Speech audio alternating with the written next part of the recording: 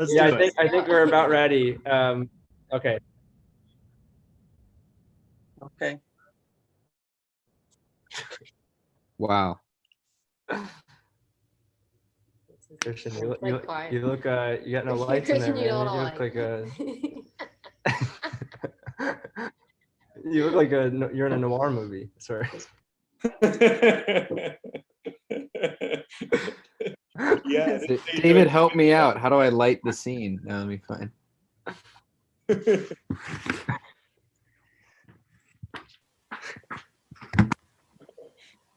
Yeah, go to the other room.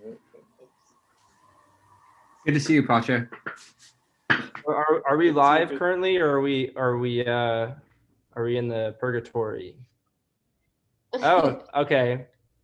All right. Well, hello everyone. Thank you for. I feel like Pacho. I should be turning it over to you, but I feel like before we do that, we have some introductions to make. This is the entire film crew. Well, partially some of the film crew from Some Kind of Heaven. We have Pacho Velez, who produced the film. Melissa, my sister, who produced the film. Morgan, who was a producer on the film as well from Los Angeles Media Fund. We have Christian, who was a co-producer of the film. David Bolin, the genius who shot the film. Daniel, the co-author of the movie, who edited the film. And we have the two stars of the film, Barbara and Anne. Thank you for having us and building out this amazing platform, Alamo Drafthouse. And I'll be quiet now. And I'm the director, Lance. I'll turn it over to you, Pacho. And also Mel, of course. I introduced Mel. He got me. Okay, Exactly. Good to see you. Thanks so much. Hi everybody. Yeah, thanks for watching the film. Really excited to have a little conversation. I think it's going to be fairly sort of free form. If you all have thoughts, is there a way for people to submit them? Laird, can you let us know? Great. So yeah, I mean, I'll just start off with a couple of questions, and then hopefully quickly we can turn it over to you all out there in internet land. Wow. So maybe the best place to start is at the beginning, talking a little bit about Lance, about how you sort of met. How you met Barbara and you met Anne and Reggie and the other characters in the film. I feel like I want to direct these questions to you guys because I've done so much talking about the film recently. Do you guys remember the first time we met, Barbara and Anne? Yes. Yep. Elaborate. I don't know if you met Anne and Reggie before you met me. I met you the first night you were here. I don't know if you met them in the daytime first or, but it was in the acting class every other Friday that I used to go to at the call center. And I think you did a little introduction of yourself in the class. And when it ended, I think I kind of gravitated over toward you and just felt really comfortable with you. And we just started talking, really. We vibed, as they say. Yeah. We were on the same wavelength. It was crazy. This was my first night in town. I literally, I showed up to the acting club because I thought if anyone who, you know, I figured that those who would be there would not be scared of being on camera. And then surely enough, found Barbara, and that was that first night. That was it was crazy. It is. It's meant to be. I believe in those things. It was meant to be. And how about yourself? Oh, well, yeah, I met you in our garage. Reggie brought you home, and you all came through the garage and introduced yourselves. And there were so many of you, we couldn't remember who was who. It's embarrassing.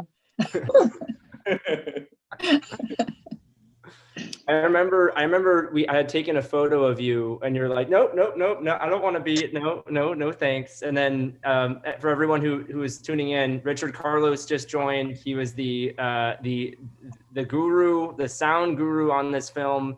When there are shots from very far away and you hear people still mic'd up, that was Richard who figured it out. And one thing I remember that was a selling point for Reggie, and you remember he was obsessed with Richard having mic'd the Dalai Lama. That was Right. He was. Anyway. Sorry. How's it going, guys? Hi, Richard. You guys look so wonderful. I'm gonna throw one more out to Barbara and Anne. So you meet this kid, and I say kid affectionately. He tells you he's making a documentary. Did you ever, in your wildest dreams, imagine that it would take you to Sundance? It would take you to the Alamo Draft House, to the sort of the wonderful sort of reviews and feedback that the film has been getting, the response that it's been getting? Maybe talk us through a little bit about the last sort of, this journey for you. Yeah, when I met him that night, he told me that he was working on his thesis for Harvard. And two things were like, oh my God, Harvard, because Cambridge, Mass, grew up with Harvard. And it was supposed to be his thesis. And I thought, well, what a nice person he is, and I probably had said somewhere that night, if you need me to do anything for you, let me know. So that was then, he did so great with his thesis and told me it was turning into a documentary and had something to do with, he didn't say Sundance, but it's something about New York Times. And I just thought, wow, that was, no, I never anticipated this, no. Yeah. How about you, Ann? I didn't either, because Christian, I think, told me that it would be a 12-minute documentary. And I thought, well, we probably won't even be in it. So maybe I could do a few shots or something, because we won't be in it anyway. So and then later we heard it was going to be a full length documentary. And then when it was accepted at Sundance, I really, I thought it was wonderful, because all of you all, this is your occupation and your life. And I was so proud and pleased to be in it, and something that was doing so well for you all. Yeah, absolutely. It's so wonderful to have this moment where we're sort of dropping back into your lives just for 15 minutes. Right, and also I feel like we're right back into old days. Christian's eating something. Right on cue. Yeah. Sorry, Pacho. What is the response like? Oh no, it's okay. No, fine. No. What has the response been like in the villages? What are people saying? What are your friends saying? It's been real interesting, because some of the people in the villages thought that it was a put down of the villages. They thought that from the trailer.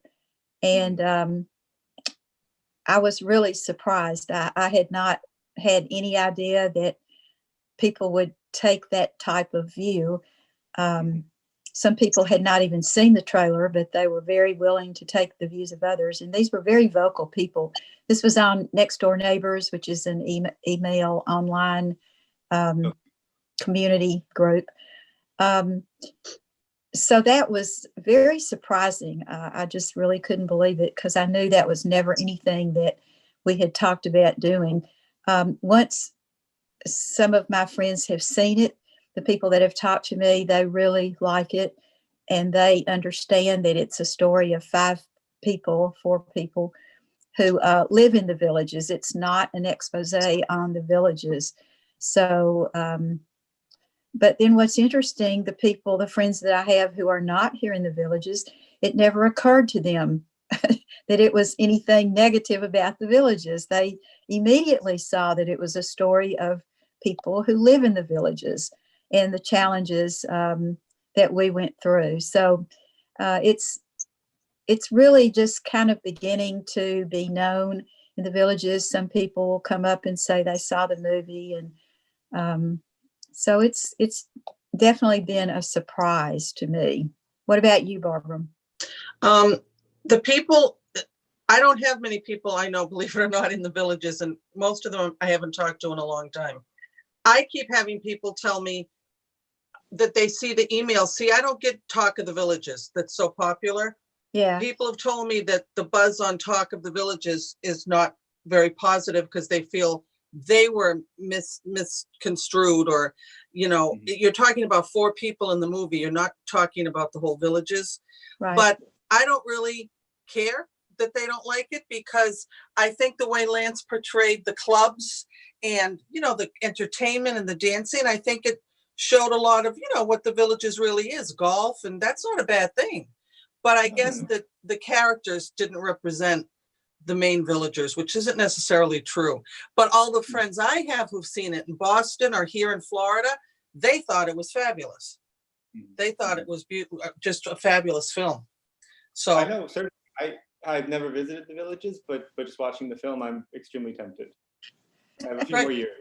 But. Right. No, and I feel a lot different about the villages now than when I moved here. Not necessarily the people, but as I told Lance once, it took probably 11 years for me to feel like this is really home. I kept going back in my head, like the movie says, to Boston, and it took me 11 years to start to feel like this was really home. And I'm talking about the place. I'm not necessarily talking about the people. Okay. So. No, I mean, it is interesting. And I think to what both of you are saying, it's interesting to see it. I've been posting the trailer and when the film came out, I've been posting in the Facebook group saying, hello, everybody, here's a link to the film. If you'd like to see it, let me know. And then people, will comment, I hope you die, or, things along that nature. People are really, seemingly the film has struck a chord for some specific reason. And I'm not fully certain if I think it seems like people have such a really intense ownership over the way they, outsiders view the world. But I feel like if they watch the film, hopefully they would give it a chance, Yeah, hopefully. Hopefully. And I think that that's but happening. If they don't, that's their problem. I mean, and as this is going, I wouldn't let the villagers bring you down. You know what I mean? I wouldn't let them bring you down. Want to remind a lot of them do. I'm sorry. Go ahead. I'm sorry. No, it's okay. It's okay. Just to say that the audience can bring in questions if they'd like. But please, Barbara, I didn't mean to interrupt.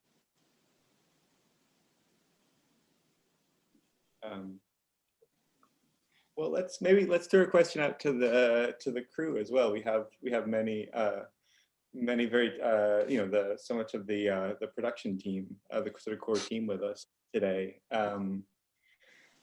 And maybe let's start with that same sort of question about Lance. Lance approaches you. Lance tells you he's got this nutty idea for a documentary. What has the journey been like? Maybe let's start with David. Yeah, I mean, Lance, I think, how old were you, Lance, when you first hit me up for a film? You were like 15? I was old enough.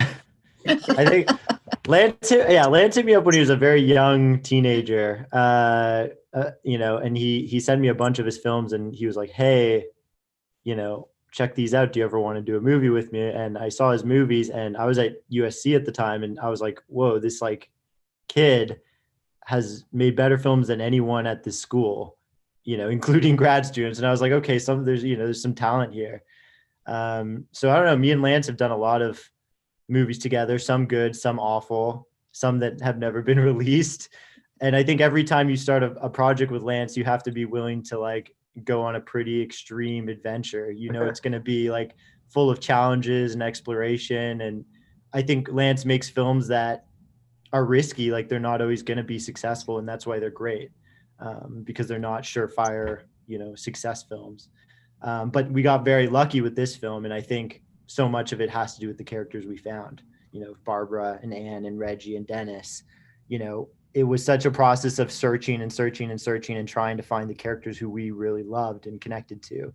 And I think once you find those characters, all of our jobs become a lot easier, because all of a sudden we have a purpose and we have an emotional connection, and that kind of guides all the choices we make. So I remember meeting both of you for the first time and just being like, wow, there's something here. There's something we want to explore. It was love at first sight, as they say. It's true. And Anne, it was funny because the first time we filmed Anne, I mean, we were obsessed with Reggie at first, because Reggie's obviously a huge personality.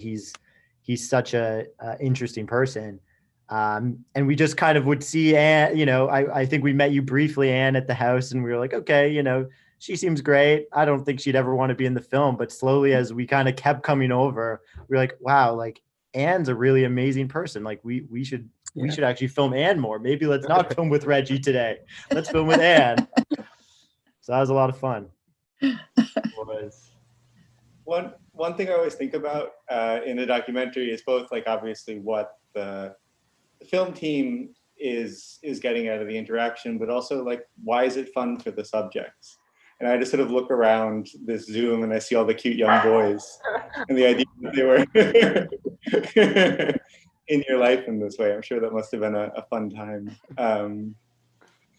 Morgan, maybe let me open it up to you quickly. So Lance is developing this project. I'm sure that you at LAMF must get dozens or hundreds of proposals in a year. What is it about this film and sort of that made you say, this is something we want to get involved in? Yeah, we definitely see a lot of things ranging from film to TV to documentaries to the whole 9 yards of content. And this was one that stood out. It came through a good friend at 30 West and, really had a relationship with Lance, had been talking to the New York Times.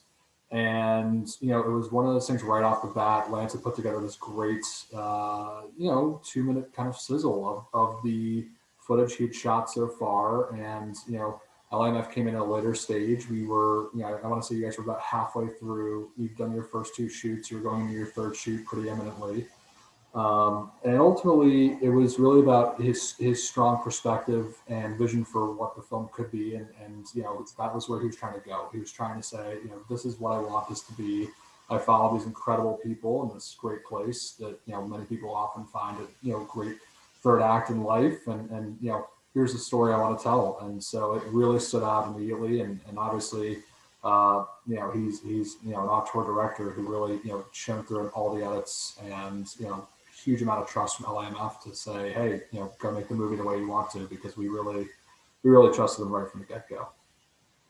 Well, thank you, Morgan. But the auteur theory doesn't exist, and it would not have. I mean, that's the thing of this movie that I'm so happy we're all. I feel like this is a reunion in some ways. There's obviously others that couldn't make it tonight, but I feel like so many of you brought so much. Mel brought so much to the production. When I feel like I convinced my sister to get involved, and then, Dan, I'd be curious to hear what your journey was in approaching this film as well. And you should talk a little bit about how Daniel, for those who missed the beginning of this, Daniel edited the film, and he even came to the Villages actually while we were, I think, on our 2nd shoot. If you guys, Barbara and Anne, if you remember meeting Dan.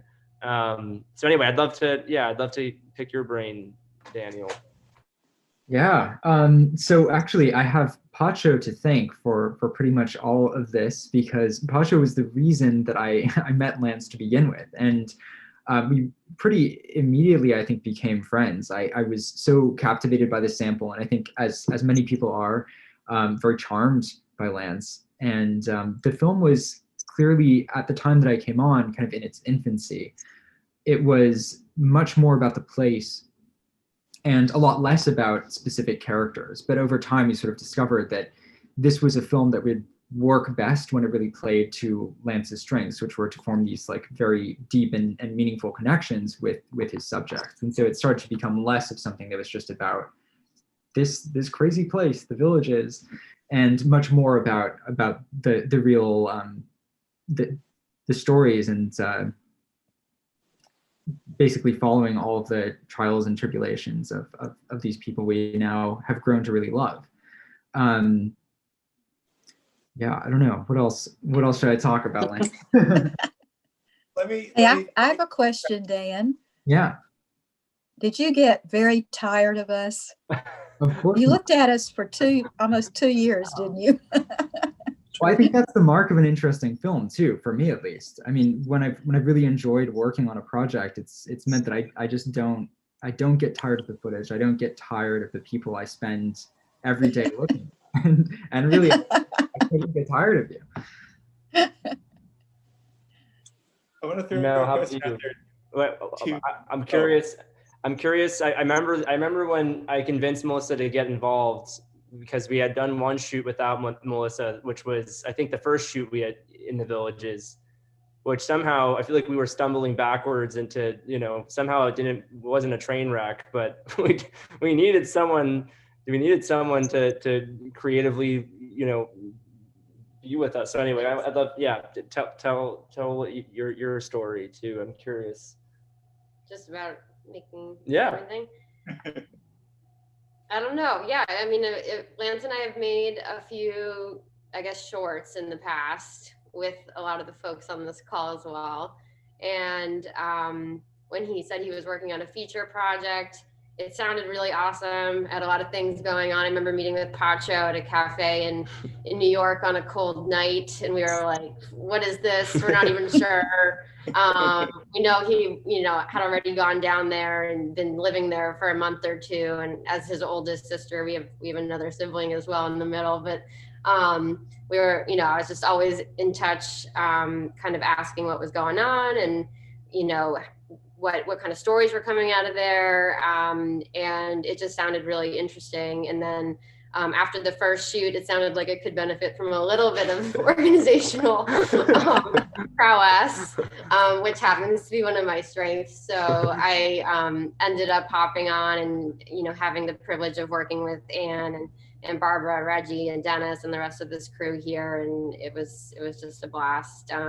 As we like to say, driving around the Villages day, I don't know, up until day 60 something. Christian and I were basically, chauffeuring a lot of different things and pieces and generators and people. And I don't know if that's maybe a good segue, Christian, to kind of your POV, but it was just a really, really amazing experience. Yeah, we have a question from the audience, which I think it's also connects to this pretty well. Sort of for Christian and Richard, how long was the crew down there, and what was life like when you were down there? What's it like to a retirement community at the age of 20, 25? Richard, you first. I want to hear Richard. Fair enough. He's going with the age before beauty approach. Let's call it. It's. We were down there for, correct me if I'm wrong, Lance and Mel, I think we were down there for 3 legs of the trip. So I think we were down there for one summer, and then we came back like later on that year for about another month.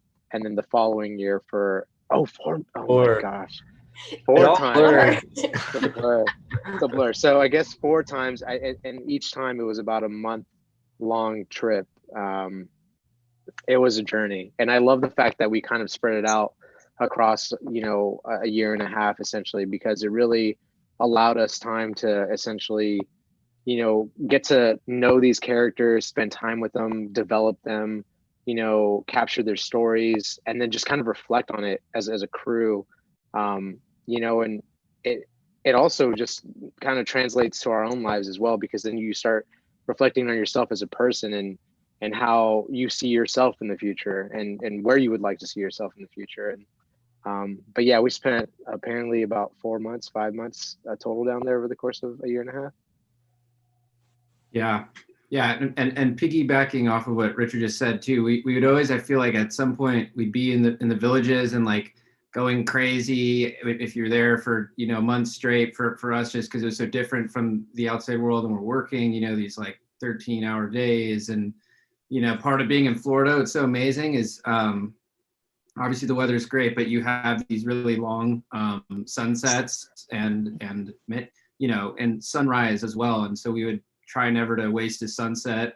And occasionally that also meant waking up at like 4:30 in the morning, a lot of times to shoot, the sun coming up and get that nice light. So we would work really hard, but then what was interesting too is that even though there's like a certain pace in the Villages, like I feel like I would miss it. At least I would miss being there at some point, and really like after the first trip, I think like each time we went back, it was so exciting and like fun to go back there, and just like and now I miss it currently. I kind of wish I was there now. But no, and I think that's I mean, the way we were existing while we were there, I think we made the film over the course of like often, 18 months, right? I guess from start to finish, of also the edit as well. But when we were shooting, we would also live in the villages. So we would rent a house all together. And, we were staying out so far. One time we were staying out so far from Barbara. Another time we were staying out so far from Reggie and Ann. We're always kind of a stone throw away from everybody. And that was also kind of amazing because it almost felt like returning to, it was like we were neighbors, but also I feel like we all were kind of making a film together and actively figuring out what was going on, what to be filming one day. And I mean, man, you remember when we went to the car wash a billion times, which ended up not making it into the film. I mean, we all were throwing stuff against the wall at times and trying to really, I think one of the great things about being so permanently, at least it felt like it was a permanent thing when we were there, was that we were able to just be not only so I feel like emotionally close with you guys, but also physically close. We were kind of always checking in.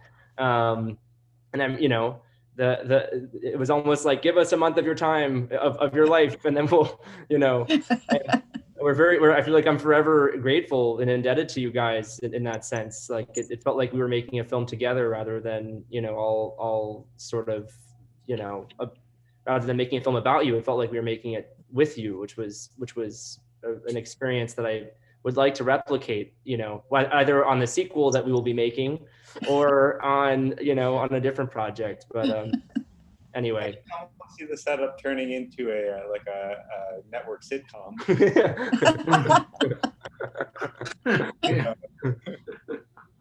David, let me ask you a quick question too. It's coming in from the audience. What made y'all decide to shoot most of the film on sticks? Yeah, it's a good question.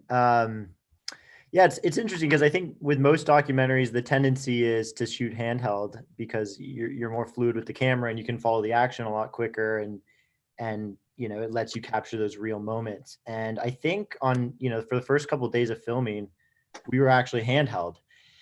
And I would get back every night from filming and I just feel like gross. I'd feel like this isn't it. Like this isn't right. This isn't working. And it really bugged me. And I think Lance could tell it was bugging me and I was irritable and trying to figure it out. And then, all of a sudden we were some of the best shots we've done have actually just been on tripod, very still, very composed.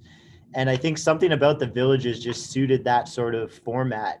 The big reference for this film, our Bible, was this Larry Sultan photo series called Pictures from Home, which is this amazing photographer documenting kind of his parents in retired life in Palm Springs, I believe, right?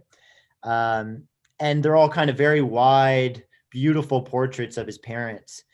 And it all, all of a sudden it's with tripod, in a way, you're more restricted because you can't move around, but you're a lot more thoughtful with your compositions because you have to stick with that shot for a while. You can't just move the camera all the time. So when you pick a shot, you're really thoughtful with it because it's okay, we're going to have to stay here for 10 minutes. It better be good. So it allows you to get a lot better compositions. At times it's frustrating because, and I'm sure Dan had to deal with all my errors because you're trying to kind of move the tripod at this specific time when the conversation isn't that important to the film. So it's okay, as soon as they start drifting off topic, you jump in and then it's now you're in a close-up angle. But a lot of the time you mess that up. So I hope it wasn't too detrimental, but in the end, I think it was a good decision. And it's something I've kind of tried to pursue on future projects because I think it is a lot more meaningful way to shoot a documentary. And it's also, I think it's we were trying to find the right visual language that could capture the world in a specific way, because the place is so manicured and perfect. And, some things kind of look like Busby Berkeley musicals, like the Synchronized Swimmers or the Golf Cart Drill Team. And, I think when we kind of finally tapped into it, it felt like the omniscience or something, some kind of feeling that the tripod gives you felt perfect for the setting. If we could be as intentional and set up really composed shots to kind of simulate the expression or the feeling of being inside of the villages, then I think we were this feels this feels better and feels right. But you know, Barbara and Ann, you know, you guys endured the the many times when you know it would be like, what are you doing? You know, what's going on here? Or, you know, the camera sometimes would be a few you know feet away from your face. Like Ann, that one time with Archie, when it was on the porch. I mean, I remember I was like, oh my God, David, you're going too close. Too close for comfort. But I do feel like there was something interesting that happened where the more we shot on tripod, the more I think we all got comfortable with that process. And you know, I think it's impossible to be a fly on the wall in some ways in the villages, and other ways anywhere, anytime. Pacho, you know this because you've made films, I feel like, that brilliantly speak to kind of the you know, like in your work, you have explored different and interesting ideas relating to the artifice of how capturing life in a particular way. But anyway, I'm rambling. Sorry, I'm gonna shut up.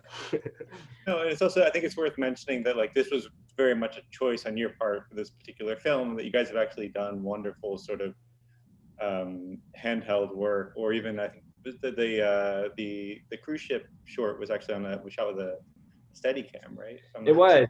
So that this is a really like considered formal decision that also had all these interesting sort of emotional implications as well, and sort of story implications.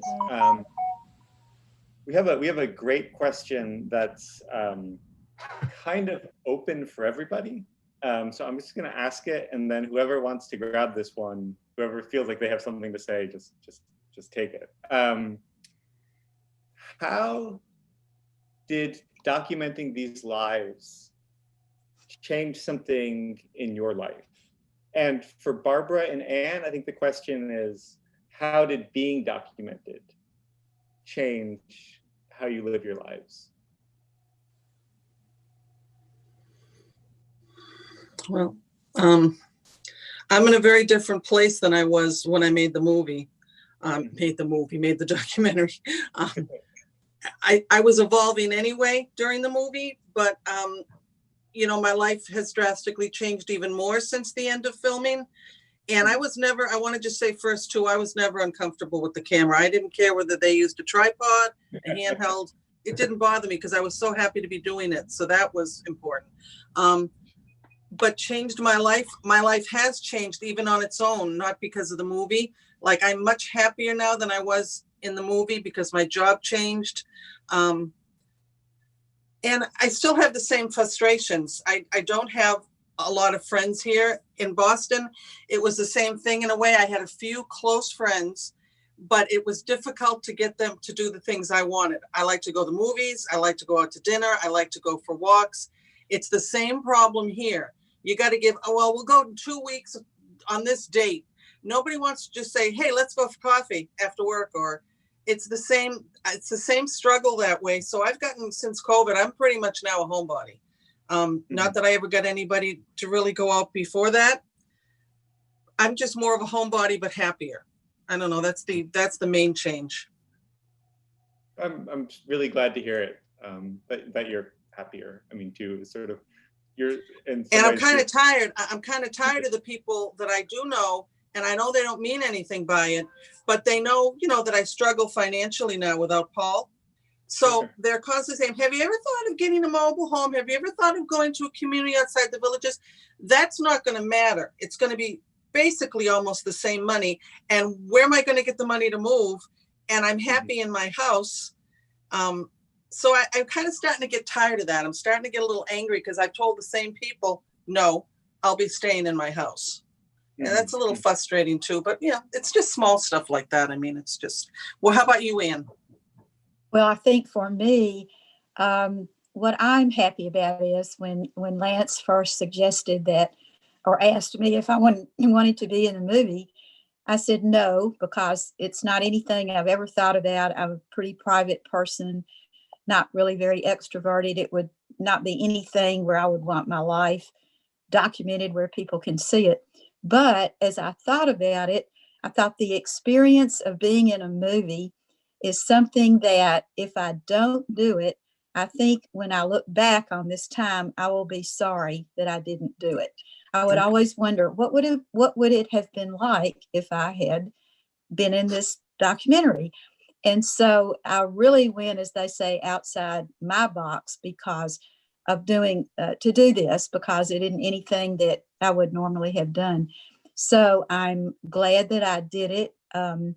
Everybody was just so nice and helpful, and I didn't always understand why we had. I remember that the scene where I'm sitting in the bedroom, and Lance said, "Sit in here on the bed," and Richard came in with the sound, and we were watching TV, and that must have been 30 minutes. And I thought, how in the world is this interesting? I didn't know anything about how movies were filmed. And the camera was outside. It was in the living room shooting through the door. But all I knew about movies were that there should be something going on, and there was nothing going on here. And finally, after about 20 minutes, Richard left. And I thought, okay, this must be the end of this. And of course, that scene took up maybe 2 seconds in the movie. And then after a while, I realized that it would be people talking over these times where we weren't doing anything. But that just struck me as so funny that we weren't doing anything, and we spent 20 minutes not doing anything. And Dan had to watch it all. Yeah. Dan had to pick those 2 seconds out. Because me and Lance thought it was brilliant.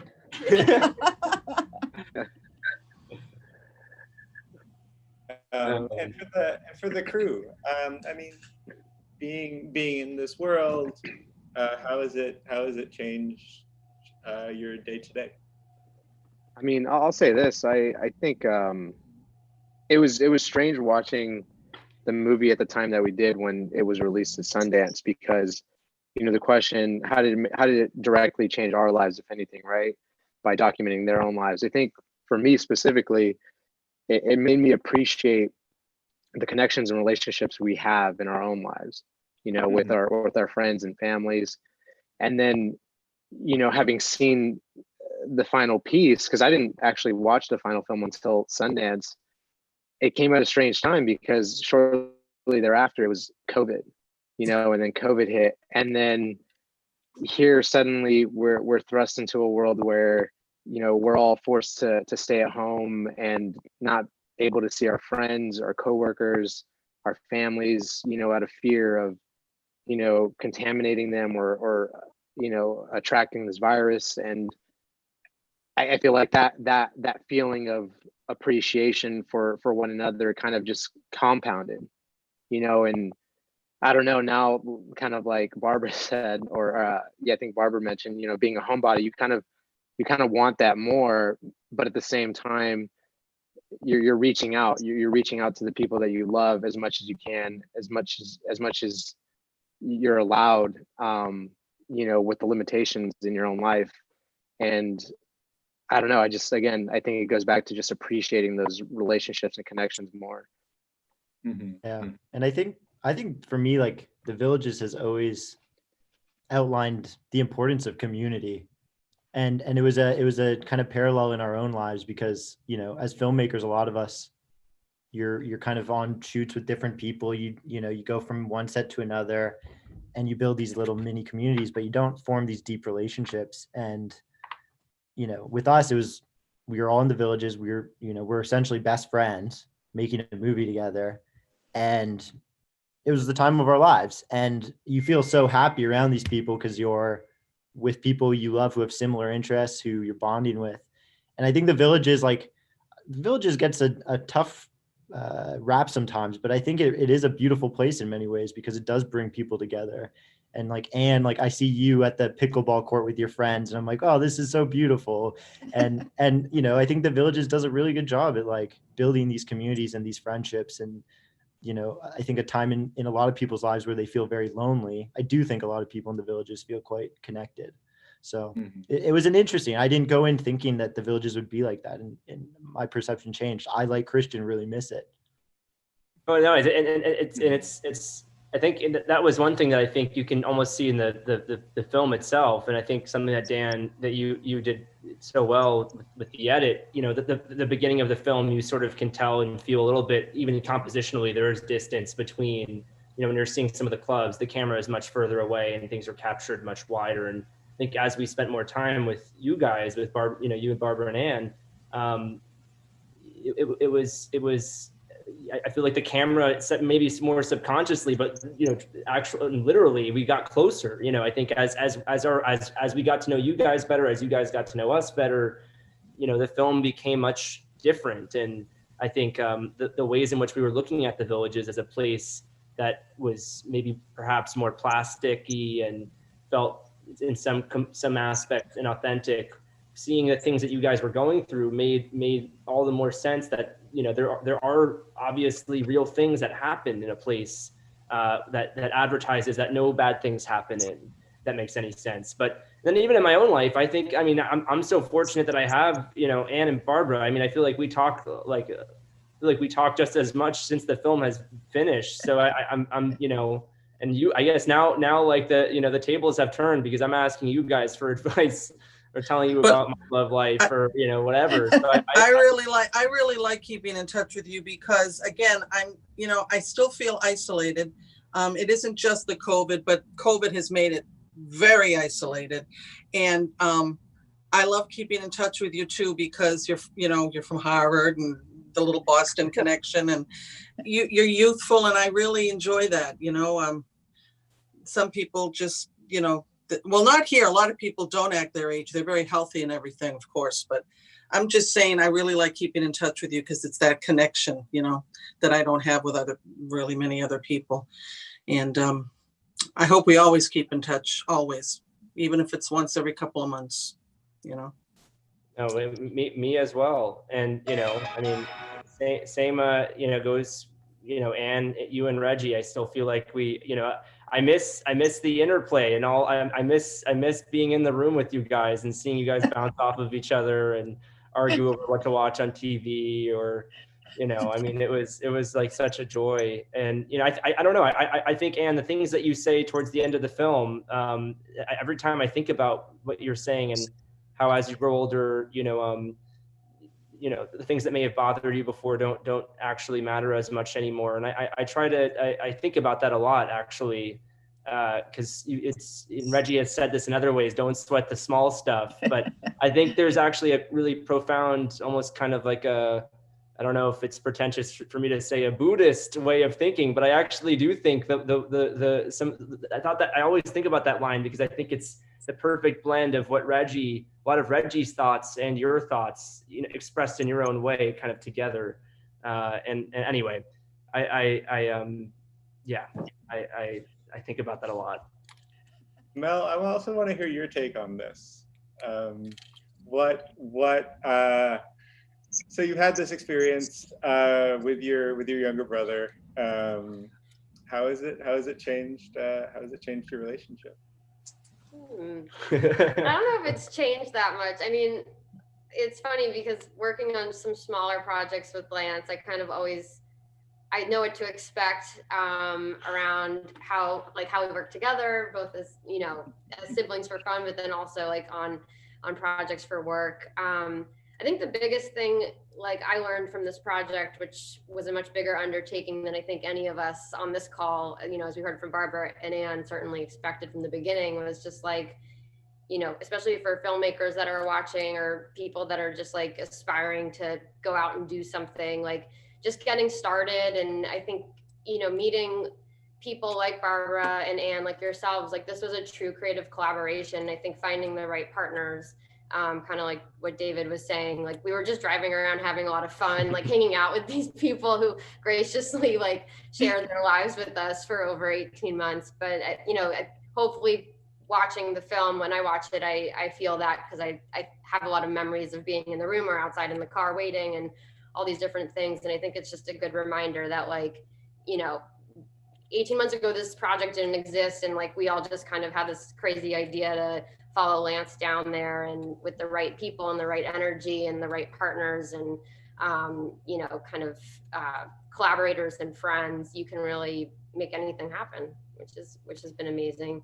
And I think, you know, to David's point earlier, the importance of community, I think right now in times of COVID, but even just generally in this world, crazy world right now, like community is so important. And obviously the Villages provides that to a lot of people, but also I think it's a bigger microcosm that at least I've taken away from having spent a lot of time there, like the importance of people feeling like they really belong somewhere, whether that's like in their industry or in their, daily livelihood. And, there's little ways that we can all help, I think, making each other feel like we all belong a little bit more.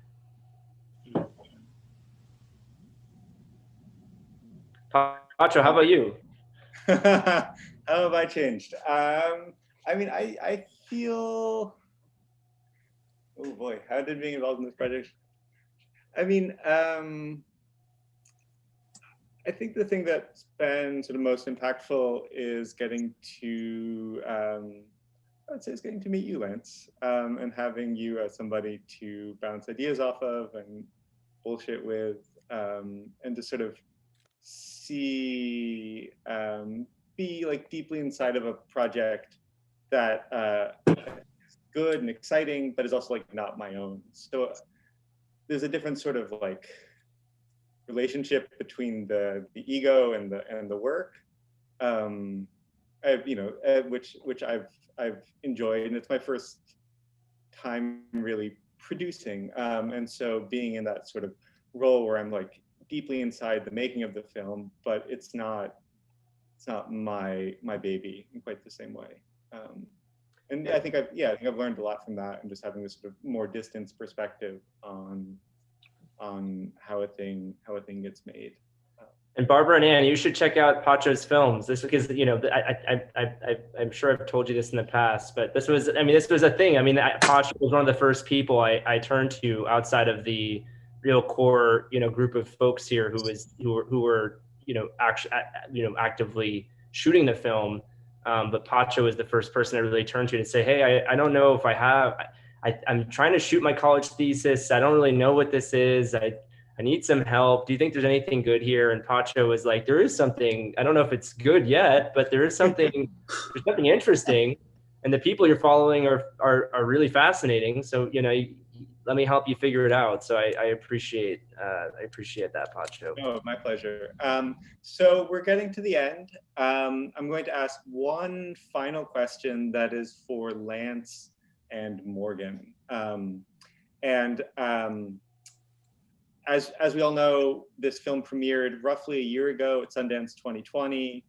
We were all on stage, hugging each other, standing next to each other for the photo shoots, running around drinking beers and chit-chatting. Now, a year later, our entire lives, including our film lives, are online. Theaters may no longer exist as we knew them. I hope that's not the case. But I'm going to ask you and Morgan and Lance, like, what's the future of filmmaking? What do you guys see? Where are we headed? 3 years, 5 years? Morgan, I feel like you're much more in a position of a place, and I'm actually very curious to hear what you think, because you're very, you seem ahead of the curve on these things. You have to let me know if I'm running on. I think that COVID has accelerated a lot of trends, online shopping, and catching up with people. My 95-year-old grandfather is using Zoom routinely now, where we couldn't get him to use an iPhone before. So I do think the world adapts, the world moves on. I think that entertainment is like every other industry. We are ripe for disruption, and COVID has really brought an impact to us.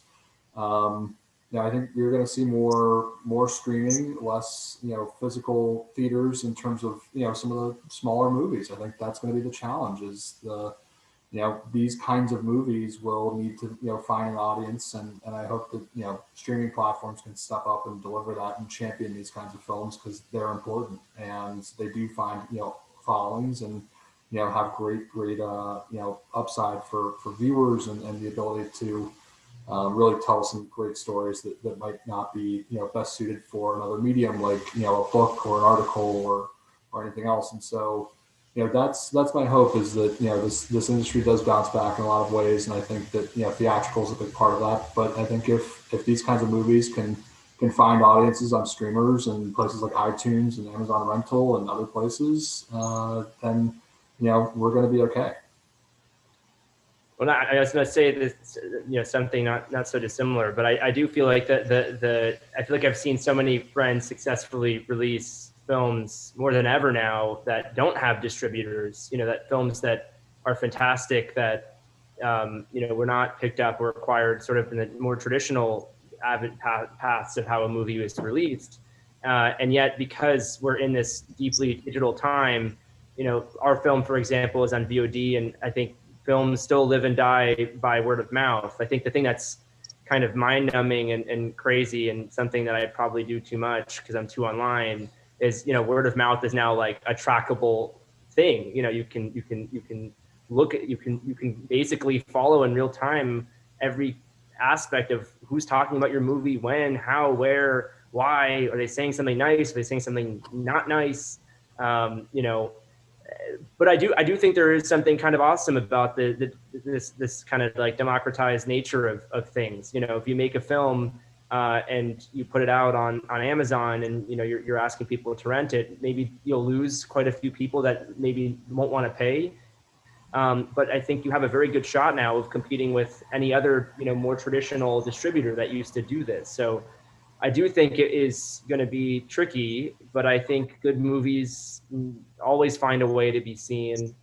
And I hope if whoever's watching this likes our film, please talk about it. Tell your friends, tell your parents, tell your grandparents, tell your animals, tell everybody in the planet. I got plenty of those. Yes. And for people to stay connected. I'm sorry? What's the best way for people to stay connected? What's the sort of Instagram handle or the? The Instagram handle is currently The Villages Film, which may change because The Villages is not happy about that. So for now, The Villages Film is the Instagram handle, but look us up, somekindofheaven.com, and I believe we're having a little bit of a virtual after party afterwards. So I'm not sure how it's going to work. But if you're still listening to us ramble, thank you for tuning in. And Barbara and Anne, thank you so much. I feel like it's incredibly late on the East Coast. Thank you, Lance. Thank you. Yeah, thanks, Lance, for inviting us. Our pleasure. Pacho, thank you for moderating. Dan, David, Morgan, Christian, Richard, thanks for being with us. Oh, what happened? I lost you for a minute. Hold on. Come back, Barbara. Come back. I'm lucky that this lasted this long because I don't trust my computer. I don't know where I am here, but I'm somewhere here. You're here. We see you. We see you. Okay. All right. Thanks, Pacho. Selfie. Thanks, Pacho. And see you at the after party.